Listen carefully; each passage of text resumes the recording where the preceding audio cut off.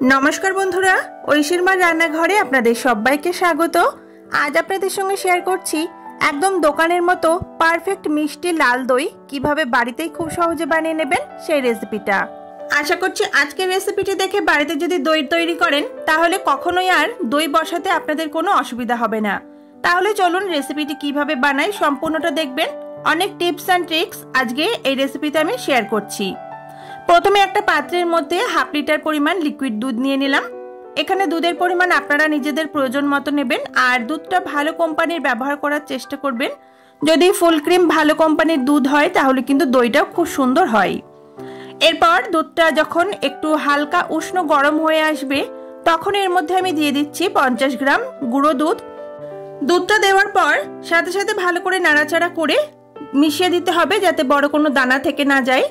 এখানে গুঁড়ো দুধ মিশিয়ে আমি করছি। আপনারা চাইলে লিকুইড দুধটাকে জাল করে ঘন করেও দইটা বসাতে পারবেন, তবে গুঁড়ো দুধটা দিলে পরে খুব তাড়াতাড়ি দুধটা ঘন হয়ে যায় আর টেক্সচারটাও ভালো হয়।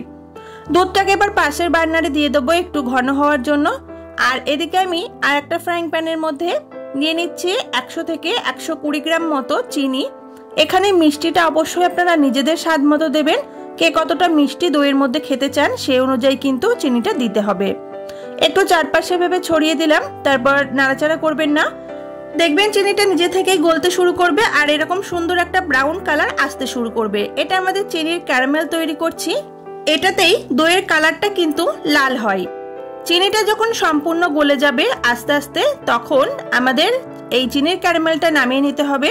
আমি কিন্তু এর থেকে বেশি আর জাল করব না, তাহলে দইটা কিন্তু অনেক সময় তিতকুটে হয়ে যায় চিনির ক্যারামেল যদি অনেক বেশি জাল করে নেওয়া হয়ে যায়। তো এটাকে গরম অবস্থাতেই নামিয়ে নেব। আর ওদিকে আমি দুধটাকে ফুটতে বসিয়ে দিয়েছিলাম, সেই দুধের গ্যাসটাকে অফ করে দিয়ে আমি এই ক্যারামেলটাকে দিয়ে দিলাম।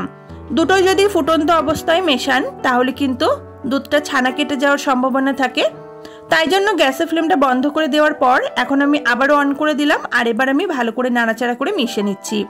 ক্যারামেলটা দুধের মধ্যে দেওয়ার সাথে সাথে একটু এরকম জমে যেতে পারে। দুধটা যখন ফুটতে শুরু করবে তখন ক্যারামেলটা কিন্তু খুব ভালোভাবেই দুধের সঙ্গে আবারও মিশে যাবে। একটু ক্রমাগত নাড়াচাড়া করতে থাকবেন। আর গুঁড়ো দুধ দেওয়ার কারণে খুব বেশি কিন্তু আমাকে দুধটা ফোটাতে হয়নি, খুব ভালো মতো কিন্তু দুধটা ঘন হয়ে এসেছে। চিনির ক্যারামেলটা মেশানোর পর ওই 1 মিনিট মতো জাল করে নিলে দুধটা আমাদের রেডি হয়ে যাবে। এবার এই দুধটাকে নামিয়ে নেব। আর কেমন ঠান্ডা বা গরম অবস্থায় দইটা বসাবেন সেটা কিন্তু আপনাদেরকে আমি দেখিয়ে দিচ্ছি। তো দুধটাকে আমি নামিয়ে নিয়েছি আর ঠান্ডা করে নিয়েছি। দুধটা ঠান্ডা হয়ে যাওয়ার পর দেখুন কালারটা কিন্তু আরো কিছুটা ডার্ক হয়ে গেছে। আর আপনার আঙুলটা দুধের মধ্যে এভাবে দেবেন যে গরম দুধটা আপনার আঙুলে সহ্য হবে সেই অবস্থায় কিন্তু দইটা আপনারা বসাবেন। এর থেকে বেশি গরম অথবা এর থেকে বেশি ঠান্ডা অবস্থায় কিন্তু দই বসালে দই পারফেক্ট ভাবে জমবে না। এরপর একটা বাটিতে আমি 2 টিস্পুন মতো টক দই নিয়ে নিলাম। এটা আমার ঘরে পাতা টক দই। ঘরে পাতা টক দই বলে দইয়ের পরিমাণটা একটু কম নিয়েছি। যদি কেনা টক দই হয় তাহলে এখানে অবশ্যই একটু পরিমাণটা বাড়িয়ে নেবেন। আর টক দইটা কিন্তু অবশ্যই জল ঝরিয়ে নেবেন।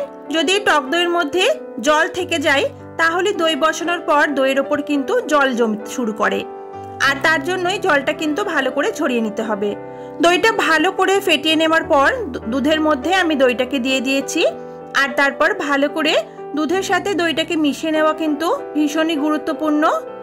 আমি একটা তারের হুইস্পার এখানে ব্যবহার করেছিলাম। বন্ধুরা আজকের রেসিপিটি যদি আপনাদের ভালো লেগে থাকে তাহলে অবশ্যই ভিডিওর নিচে দেওয়া লাইক বাটন সেটা কিন্তু প্রেস করবেন। আর যদি ভালো না লাগে তাহলে ডিসলাইক বাটন আছে সেটাও প্রেস করতে ভুলবেন না। তবে যে কোনো একটা করবেন, তাহলে আমি বুঝতে পারবো রেসিপিটি আপনাদের কেমন লাগলো। দইয়ের সাথে দুধটাকে ভালো করে মিশিয়ে নিয়েছি। এবার দইটা আপনারা যে পাত্রে বসাবেন সেটার মধ্যে নিয়ে নিতে হবে। আমি এরকম ছোট ছোট প্লাস্টিকের বাটিতে করেই দইগুলো বসাবো। আপনারা চাইলে যে কোনো একটা বড় পাত্রেও কিন্তু দইটা বসাতে পারেন।